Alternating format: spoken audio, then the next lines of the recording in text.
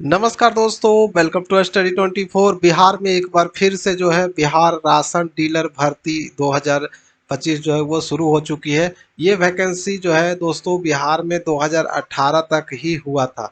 फिर आपका एक बार और शायद 2021 या 19 में ऐसा हुआ था, उसके बाद जो है बंद था। अब देखिए फिर से शुरू हो चुका है। अब धीरे धीरे जहाँ भी सीटें खाली हैं बिहार राशन डीलर का बिहार में, वहाँ वहाँ वैकेंसी आएगी। शुरुआत देखिए हो चुकी है। मैं आपको नोटिफिकेशन दिखाना चाहूँगा। देख सकते हैं नोटिफिकेशन के अनुसार अभी जो बम्पर वैकेंसी आई हुई है, आप देखेंगे 128 पदों पे अभी नया वैकेंसी जो है ये राशन डीलर के लिए जारी कर दिया गया है। टोटल 128 है और यहाँ पे आप देखेंगे तो जनरल के लिए 75 है, ईडब्ल्यूएस के लिए 13 सीटें हैं, एससी के लिए 30 सीटें हैं, एसटी के लिए यहाँ पे आप देखेंगे तो 5 सीटें हैं। फिर वही पिछड़े वर्ग की महिला के लिए जो है 5 सीटें हैं। तो बम्पर वैकेंसी जो है ये आ चुकी है। तो चलिए हम लोग देख लेते हैं इस वीडियो में कि चयन प्रक्रिया क्या है, उम्र क्या है, बाकी डिटेल और क्या क्या है, सारा जानकारी देखेंगे ए टू जेड। तो अंतिम तक बने रहिएगा। ऑफिशियल नोटिफिकेशन भी देख पा रहे होंगे 17/5/2025 को जारी कर दी गई थी, जिसका विवरण मैं आपको पूरी की पूरी डिटेल के साथ इस वीडियो में दिखाऊंगा ए टू जेड। तो लास्ट तक बने रहिएगा। सभी जिलों में वैकेंसी जो है सेम इसी प्रकार से आएगी, जानकारी भी सेम रहेगी, सिर्फ सीटों की संख्या और डेट अलग अलग होगा। तो चलिए देख लेते हैं क्या क्या डिटेल आया हुआ है। पूरी चयन प्रक्रिया को हम लोग समझ लेंगे ए टू जेड। तो लास्ट तक बने रहिएगा, ठीक है। और अगर अभी तक आपने चैनल को सब्सक्राइब नहीं किया है तो चैनल को भी सब्सक्राइब कर लीजिएगा, ताकि जो है पल पल की सूचना आप लोगों तक पहुंचती रहे। जैसे ही मैं वीडियो डालूं आपके ज़िले का, तो आपको सूचना जो है वो मिल जाए। तो चलिए शुरुआत कर लेते हैं। ये जो है नोटिफिकेशन देख पा रहे होंगे, समाहरणालय मुंगेर की ओर से जारी किया गया है। और इसमें देखिए साफ साफ सब कुछ बताया गया है। और यही चयन प्रक्रिया तो पूरे बिहार में जो है सेम रहेगा, इसलिए इससे भी जानकारी प्राप्त कर सकते हैं अपने ज़िले का, ठीक है। तो मैं यहाँ पे आपको सबसे पहले सीटों की संख्या तो मैंने आपको दिखाई दिया कि 128 टोटल है, और कैटेगरी वाइज भी मैंने बता दिया। अब यहाँ पे रह जाती है कि क्वालिफिकेशन क्या होनी चाहिए। जी हाँ दोस्तों, क्वालिफिकेशन जो है इसमें होता है, इसमें मैट्रिक पास वाले आवेदन कर पाते हैं। देखिए अगर आपको शॉर्ट में जानकारी और कम समय में जानकारी चाहिए तो रोजगार बिहार .com पे आ जाइए। यहाँ पे आपको सारी जानकारी शॉर्ट में बताया गया, देख सकते हैं बिल्कुल अच्छे से, ताकि आपको समझ में आ जाए। ये झोल झंझट इतना सारा चीज़ लिखा हुआ है, इतना सारा चीज़ देखने की ज़रूरत नहीं है। सीधे आ जाइए यहाँ पे और यहाँ से एकदम बिल्कुल शॉर्ट में देख सकते हैं। देखिए न्यूनतम शैक्षणिक योग्यता जो है 10वीं मैट्रिक पास है।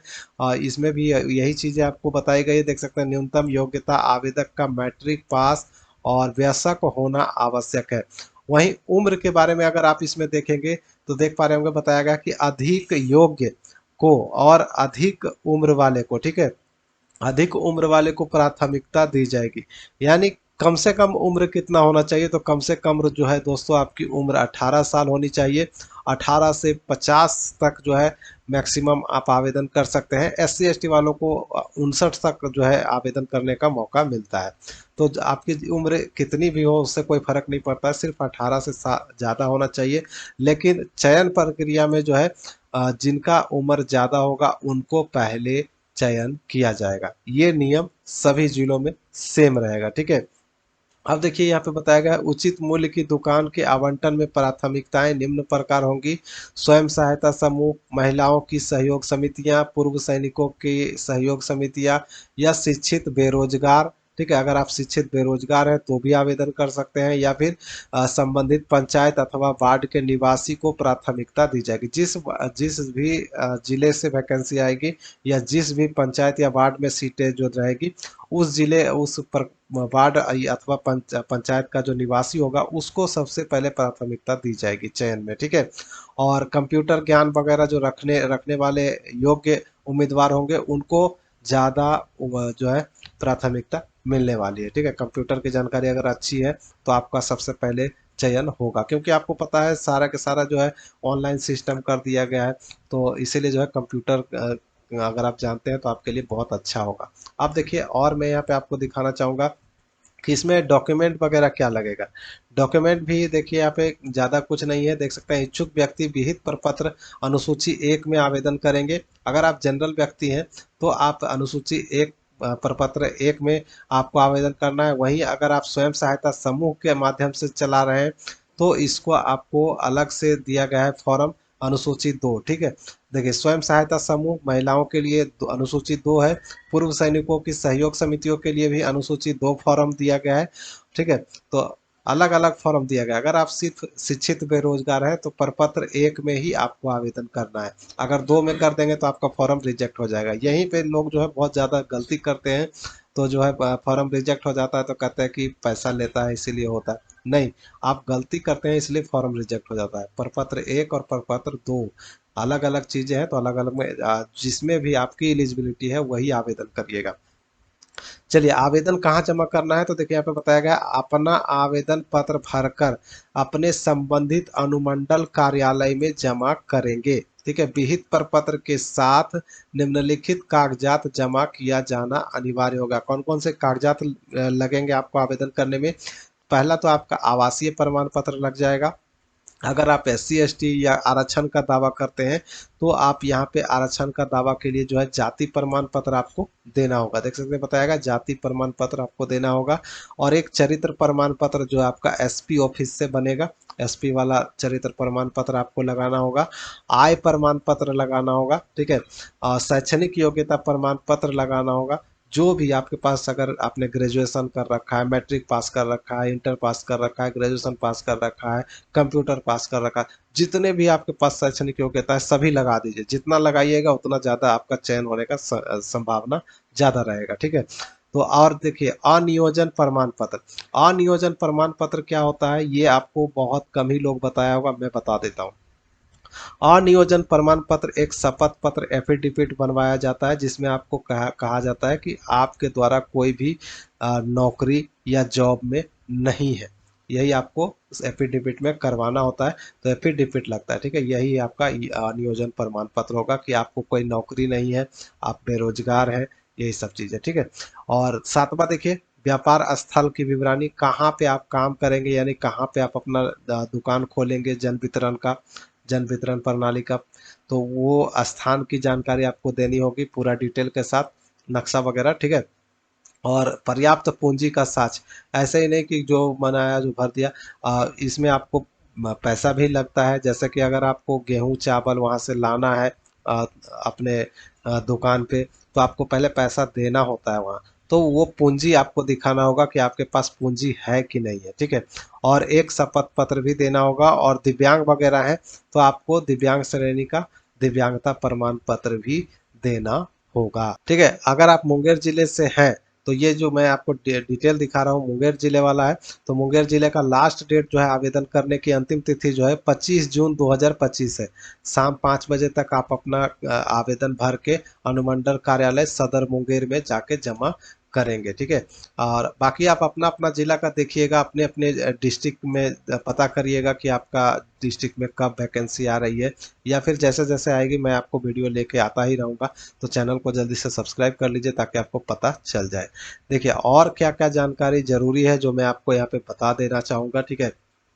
अब जो मैं आपको जानकारी दूंगा वो रोजगार बिहार.com से दूंगा, क्योंकि ये वीडियो लंबी हो रही है और उसको पढ़ूंगा तो ज़्यादा टाइम लगेगा, इसलिए मैं यहाँ पे शॉर्ट में आपको सारी जानकारी दे दूंगा ताकि जो है आपको समझ में भी ज़्यादा आ जाए और दिक्कत भी ना हो। पोस्ट का नाम राशन डीलर, उपभोक्ता खाद्य एवं उपभोक्ता संरक्षण विभाग बिहार सरकार की ओर से निकाली जाती है। और फिलहाल अभी जो वैकेंसी आई हुई है वो मुंगेर डिस्ट्रिक्ट की है। और आपके ज़िले का भी वैकेंसी जब आएगी तो मैं आपके लिए वीडियो लेकर आऊँगा। और भर्ती का माध्यम जो होता है वो प्रखंड स्तर पर, पंचायत स्तर पर जिला प्रशासन के द्वारा चयन किया जाता है। ऑफलाइन माध्यम से इसमें आवेदन होता है, ऑनलाइन आवेदन नहीं होता है। अब आपके मन में ये भी सवाल उठ रहा होगा कि फॉर्म कहाँ कहाँ कहाँ से मिलेगा। देखिए इसका फॉर्म ऑनलाइन आपको नहीं मिलेगा क्योंकि ऑनलाइन फॉर्म नहीं है, ऑफलाइन फॉर्म है। हर एक ज़िले का फॉर्म में अपना अपना डिस्ट्रिक्ट का नाम लिखा होता है, इसलिए आपको कहाँ से प्राप्त होगा वो भी यहाँ पे बताया गया है। मुंगेर ज़िले का जो डेट है वो आप यहाँ पे देख पा रहे होंगे, 17/5 से शुरू हो चुका है। 25/5/2025 तक आप आवेदन कर सकते हैं। इसके अलावा देखिए कोई पैसा नहीं लगता है आपको आवेदन करने में, ठीक है। और यहाँ पे देखिए उम्र यहाँ पे बताया गया है। और उसके बाद यहाँ पे योग्यता बताई गई है, कैटेगरी वाइज सीटें यहाँ पे दिखाई गई है। और देखिए ऑफलाइन माध्यम से आवेदन होगा। आवेदन कहाँ से मिलेगा, तो संबंधित प्रखंड कार्यालय या नगर परिषद कार्यालय या फिर जिला खाद्य आपूर्ति कार्यालय से भी प्राप्त किया जा सकता है। या फिर जो है तो दोस्तों सबसे आसान तरीका है, ये सब में मत जाइए, सीधे आप अनुमंडल कार्यालय जाइए, वहां से आपको फॉर्म जो है मिलेगा। ठीक है, वहां से अगर वहां से अगर नहीं भी मिलता है तो अनुमंडल कार्यालय के आसपास में जो दुकानें हैं किताब वगैरह का, वहां से आपको आसानी से ओरिजिनल मिल जाएगा। देखिए हम लोग उपलब्ध करवा देते हैं, लेकिन वहाँ पे सीरियल नंबर से मिलता है, इसलिए जो है मैं आपको उपलब्ध नहीं करवा रहा हूँ। तो सीरियल नंबर वाला लीजिएगा, आपका फॉर्म रिजेक्ट नहीं होगा। मैं दे दूंगा फॉर्म रिजेक्ट हो जाएगा, इसीलिए जो है मैं नहीं दे रहा हूँ। ठीक है, इच्छुक व्यक्ति विहित प्रपत्र में, जैसा कि मैंने आपको बताया कि अनुसूची 1 में अगर आप जनरल व्यक्ति हैं, बेरोजगार हैं, तो आपको अनुसूची 1 में आवेदन करना है। अगर आप स्वयं सहायता समूह से रिलेटेड है तो आपको अनुसूची 2 में आवेदन करना पड़ेगा। ठीक है, और यहाँ पे देखिए डॉक्यूमेंट लिस्ट बता ही दिया गया है। और यहाँ से आप चाहें तो अन्य आहर्ताएं को ध्यान रखना है, क्या ध्यान रखना है कि जो आवेदक है वो संबंधित पंचायत या वार्ड नगर परिषद का स्थायी निवासी होना चाहिए, अस्थायी नहीं। ठीक है, जो आप आवासीय प्रमाण पत्र बनाएंगे उसमें देख लीजिएगा कि अस्थायी लिखा हुआ है कि अस्थायी। दो तरह का आवासीय प्रमाण पत्र बनता है, तो आपको आवासीय प्रमाण पत्र जो है अस्थायी निवासी वाला बनाना है।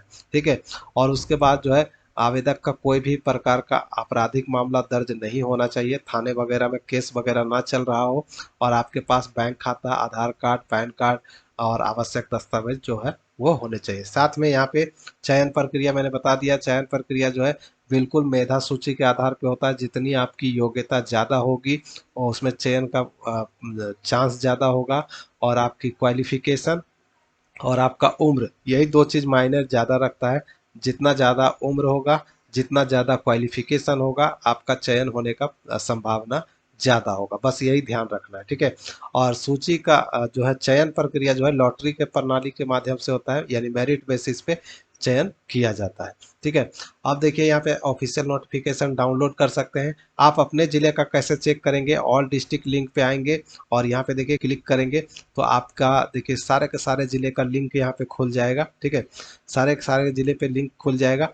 और मैं एक यहाँ पे आपको दिखा देता हूँ, जैसे मुंगेर का भी आया हुआ है, तो मैं यहाँ पे मुंगेर वाला आपको खोल के दिखा देता हूँ। देखिए मुंगेर का यहाँ पे मैं खोल के दिखा देता हूँ।